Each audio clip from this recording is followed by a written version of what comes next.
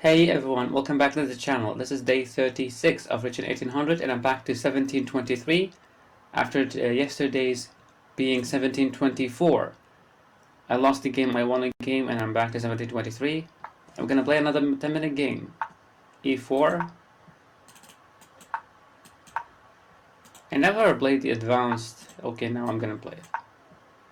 Sometimes they go bishop d3, sometimes they go knight here. This move, never seen it before. The idea is that we go here, and if check, we can just... He takes as well. Okay, I've never seen this move sequence before. We just develop the knight. Sometimes they go knight here to take the bishop. We go here. Okay, so he's just going for a passive kind of gameplay. If we push this knight back, it doesn't do anything.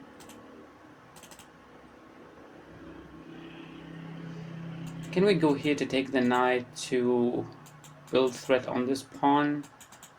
But after he castles, he can just defend it with the rook. So let's just get our knight out, adding pressure on this pawn while also attacking the bishop. The bishop goes back. We go h5, h5, h4. But after h5, he can just push here. And after we castle, it's going to be a target. So it's not a good idea to go h5, because he can just push and put his bishop there. And now we can threaten to win that pawn by going bishop here. We are threatening to take, then take this pawn, take this pawn. We cannot draw arrows. We can still not draw arrows, okay. So if bishop takes, knight takes. And if we went here, I think we go there to pin him.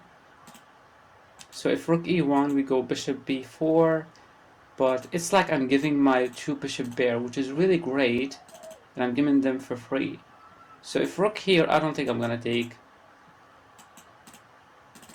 I can even build pressure like this. So if rook e1, I can go queen c7, adding more pressure here. It's going to be knight takes, knight takes, knight takes, bishop takes, queen takes. But after I take him, then I can take. I think if we want rook e1, we can go queen c7 and just target this pawn, and then castle.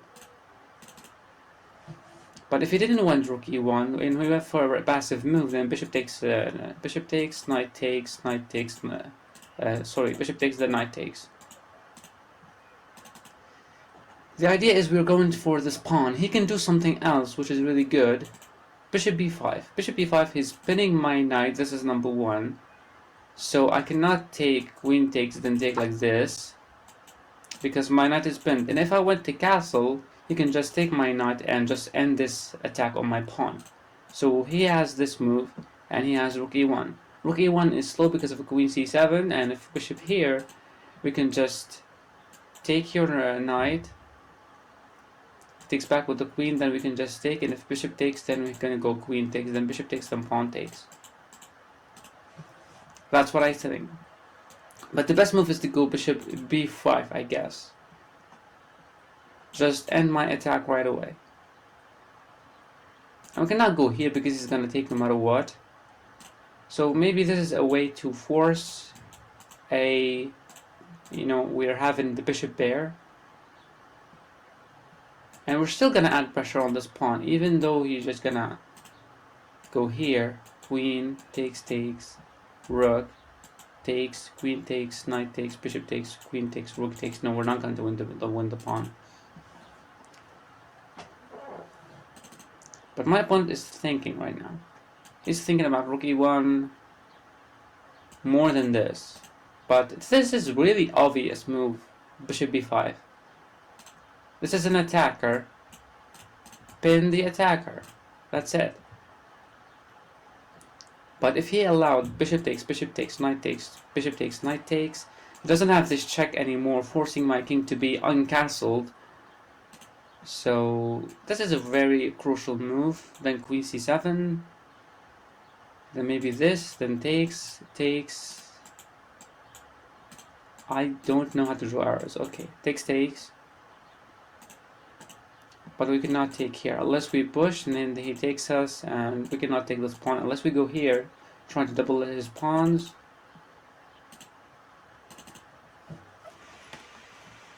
It looks like my opponent is not going to play a move.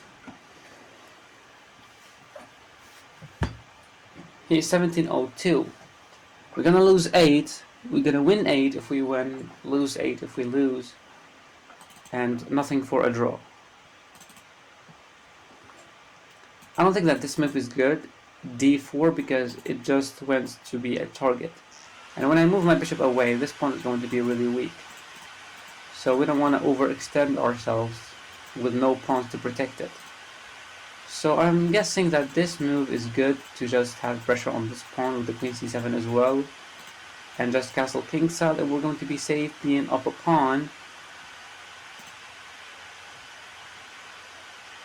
But I think it works. Rook e1 works because if bishop takes, queen c7, and if I try to take, when he attacks me with the rook, I go back, he can just take this knight, he can take this pawn. And when I take, then queen takes, I cannot take because I'm pinned. So he has chances, and I don't know what he's wasting time on.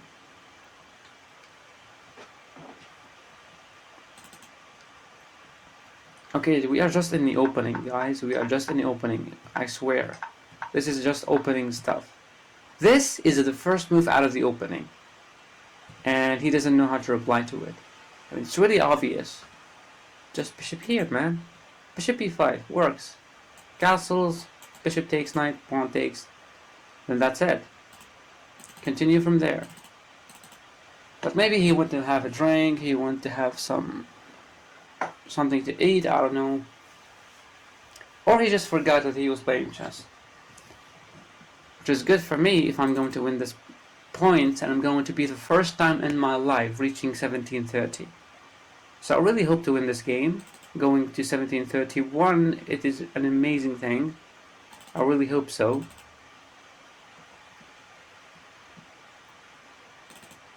You can also just push like this sometimes, and this bishop is going to be weak because this pawn is pinned, and he doesn't have a good way to attack my bishop, because my bishop can live there. Okay, that's really annoying stuff. That's really annoying. I know that you have to think in chess, but there's a difference between thinking and overthinking. You don't want to be an overthinker, believe me. It sucks. So, bishop here, rook e1 does the job. Even this does the job, because even if I take the rook here, then I go back, then he can take, and queen takes, pawn, queen takes, and I cannot take because I am pinned, then I castle, and he moves his queen away, maybe he takes this pawn. He has multiple things.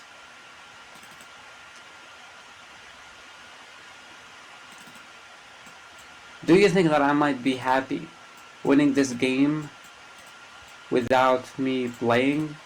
Just winning on time because my opponent is wasting all of his time? I'm kind of happy. If I was under 1720, then yes, I'll be completely unhappy. But now I'll be really happy because this is the first time I'm going to reach 1730. It is the first time, so this will be a new peak for me. So let's just hope that this is somehow a way for me to win a game and get some points. An easy way. But we don't know.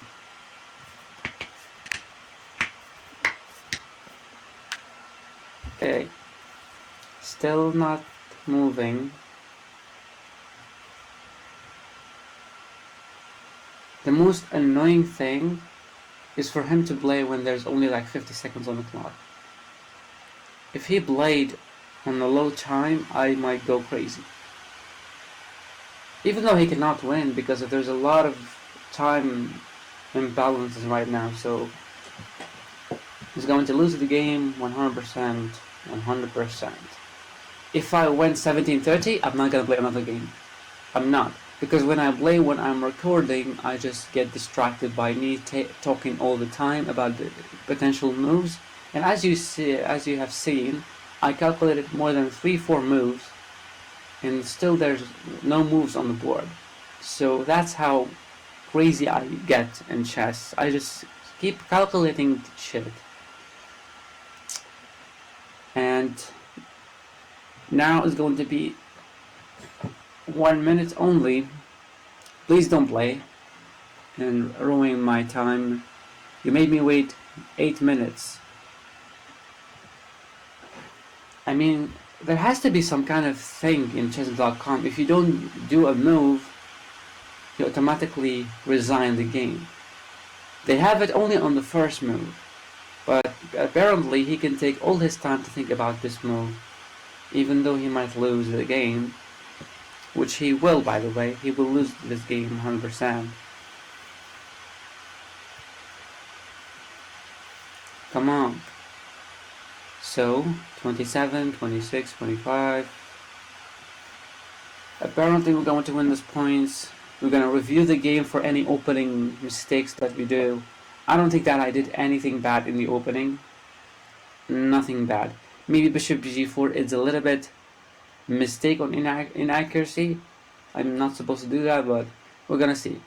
4, 3, 2, 1, and time is out. We won the game. Show me the 730. 1731. I never reached that in my life. Ever. We're gonna see the game review. I just want to see if my opening was correct or I did something wrong. Because if you have a perfect opening, then you have a perfect game, right? 95.5, there's nothing. One inaccuracy. I think it's the bishop move. Okay. This move is not really that good, see? Best move, best move. Okay, this is the inaccuracy. You permit the opponent to win a tempo by threatening a bishop. So what is the best move in this position? Here. Oh.